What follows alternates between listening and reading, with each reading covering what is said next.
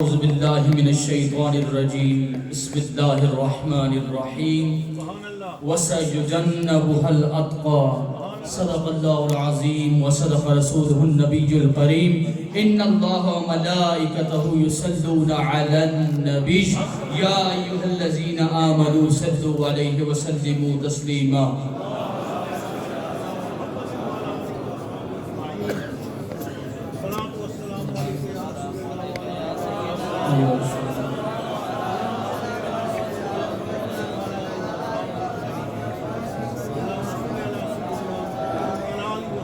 بڑا ہی مرتبہ اونچا ملا صدیق اکبر کو بڑا ہی مرتبہ اونچا ملا صدیق اکبر کو ہے کرتا یاد قرآن میں خدا صدیق اکبر کو رکھا ہے قبر میں بھی ساتھ اپنے شاہ عالم نے کرے پھر کون آقا سے جدا صدیق اکبر کو اللہ تبارک و تعالی قرآن مجید میں ارشاد فرماتا ہے وَسَجُجَنَّبُهَا الْأَتْقَى اور ہم نے دور کر دی اس سے دوزخ کی آگ جو سب سے بڑا متقی ہے اللہ تبارک و تعالی قرآن مجید میں فرماتا ہے آپ تفسیر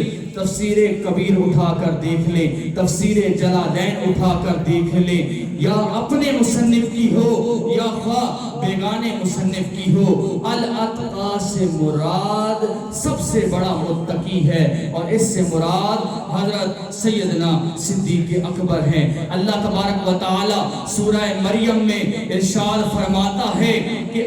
متقی لوگ میری جنت کے وارث ہیں متقی لوگ میری جنت کے وارث ہیں عام متقی جنت کے وارث ہیں اور جو الاتقا کے مقام پر فائز ہے اللہ کے نزدیک اس کی عظمت اور شان کیا ہوگی اللہ کے نزدیک عزت اسی کی ہے جو متقی ہے جب اللہ کے نزدیک عزت متقین کی ہے تو جو الاتقا کے مقام پر فائز ہوگا اس کی عزت کیا ہوگی اللہ تبارک و تعالی قرآن مجید میں ارشاد فرماتا ہے والذی جاء بالصدق وصدق به اللہ تعالی ارشاد فرماتا ہے والذی جاء بالصدق وصدق به لا الہ سچ ہے قرآن سچ ہے اللہ ایک ہے یہ بھی سچ ہے لیکن آپ کتب اٹھا کر دیکھ لیں کہ والذی جاء بالصدق سے مراد حضور علیہ السلام ہے اور وہ صدق بھی سے مراد حضرت سیدنا صدیق اکبر یار غار ہیں اور حضرت سیدنا صدیق اکبر یار غار کی شان تو اس قدر بلند ہے کہ حضور علیہ السلام 1.25 لاکھ انبیاء کی کتب کی تصدیق فرمائیں گے اور سیدنا صدیق اکبر یار غار وہ ہیں جو میرے حبیب کے قرآن مجید کی تصدیق فرمائیں گے اور آپ نے یہ تو سن رکھا ہوگا کہ حضرت سیدنا صدیق اکبر یار غار حضور کے ساتھ غار میں ساتھ تھے غار میں ساتھ تھے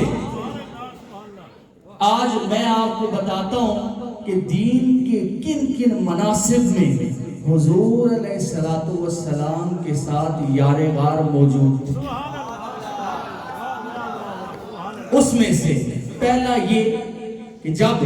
حضور علیہ السلام نے حضرت سیدنا صدیق اکبر یار غار کو جب دعوت دی اسلام کی تو آپ نے حضور کی دعوت قبول کی اور اسلام لے آئے پھر حضرت سیدنا صدیق اکبر نے آگے حضرت طلحہ کو حضرت عثمان بن عفان کو حضرت زبیر کو اسلام کی دعوت دی اور وہ بھی مسلمان ہو گئے تو اسلام کی دعوت دینے میں اول حضور علیہ السلام تھے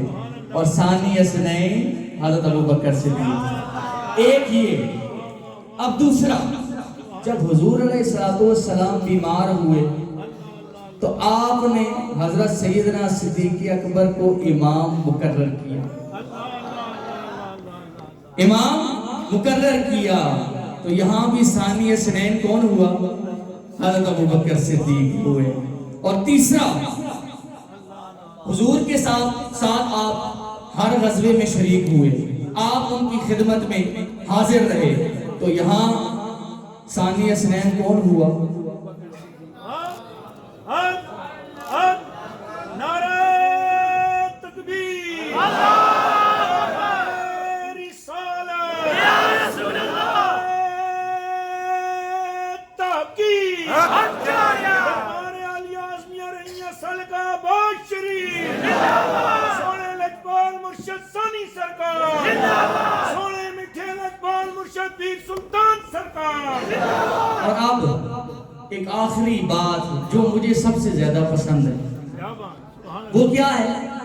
کہ حضور جب حضرت سیدنا صدیق اکبر یار غار کا وصال ہوا تو آپ کو سرکار کے پہلو میں دفنایا گیا، تو مزار میں ثانی اثنین کون ہوا؟ مزار میں ثانی اثنین کون ہوا؟ جب آپ مدینہ شریف جاتے ہیں تو حضور کے بعد کس کو سلام کرتے ہیں؟ تو اب بھی نہیں پتا چلا کہ حضور کے بعد کون ہے۔ خلاصہ یہ ہے نا کہ دین کے جتنے بھی مناسب ہیں نا، قبر میں، حشر میں، دین کے جتنے بھی مناسب ہیں ان میں سب سے پہلے حضور علیہ السلام ہے، اور اس کے بعد سیدنا صدیق اکبر یار غار۔ ایک آخری واقعہ آپ کے سامنے بیان کرتا ہوں کہ ایک مرتبہ، یہ تفسیر کبیر میں یہ واقعہ موجود ہے کہ حضور علیہ السلام نے ایک مرتبہ حضرت سیدنا صدیق اکبر یار غار کو ایک انگوٹھی دی، اور آپ نے فرمایا کہ اس پہ لا الہ الا اللہ لکھوا کر دیو۔ حضرت سیدنا صدیق اکبر یار غار نے وہ انگوٹھی لے لی اور آپ نقاش کے پاس گئے اور اس کو کہتے ہیں کہ اس پہ لا الہ الا اللہ محمد رسول اللہ لکھ کے دو۔ نقاش نے لکھ دیا۔ جب حضور کے بارگاہ میں وہ انگوٹھی پیش کی نا، اس پہ پتہ کیا لکھا ہوا تھا؟ لا الہ الا اللہ محمد رسول اللہ صدیق اکبر۔ تو حضور نے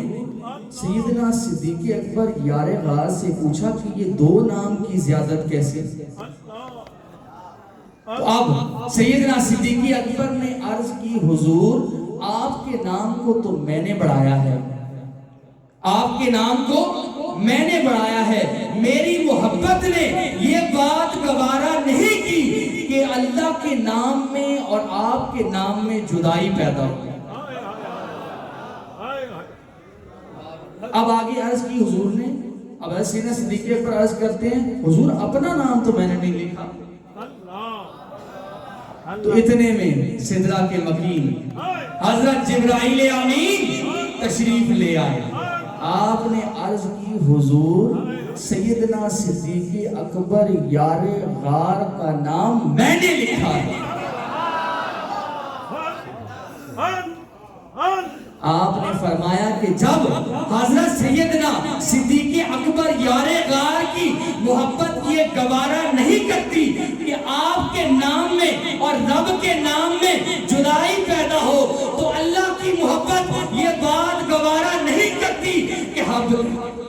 حضرت سیدنا صدیق اکبر کے نام میں اور محبوب کے نام میں جدائی پیدا ہو۔ اور جب شاعر نے یہ منظر دیکھا نا تو وہ اپنے لفظ میں لکھتا ہے، وہ کیا لکھتا ہے کہ مقام